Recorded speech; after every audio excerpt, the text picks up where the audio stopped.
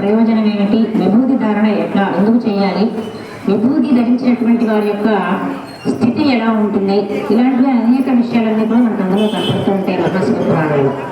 అలా ఒక్కొక్క కథని ఒక్కొక్క విశేషాన్ని మహర్షి చెప్తూ ఈ మహర్షులందరూ వాళ్ళొక మాట అడిగారు, మాకు ద్వాదశ జ్యోతిర్లింగముల యొక్క ఆవిర్భావం ఎలా జరిగింది, వాటి వెనక ఉన్నటువంటి కథ ఏమైనా ఉందా, ఇంకా వాటికి సంబంధించినటువంటి విశేషమైనటువంటి ఆ దివ్య మహిమలన్నీ కూడా సవిస్తరంగా చెప్పండి అని చెప్పి మహర్షులందరూ కూడా అడిగితే ఆ కథ అంతా కూడా చెప్తున్నారు మహర్షి. వాస్తవానికి జ్యోతిర్లింగములు ఈశ్వరుడు స్వయంభూగా వెలిసినటువంటి జ్యోతిర్లింగములు విశ్వవ్యాప్తంగా 64 జ్యోతిర్లింగములు ఉన్నాయట.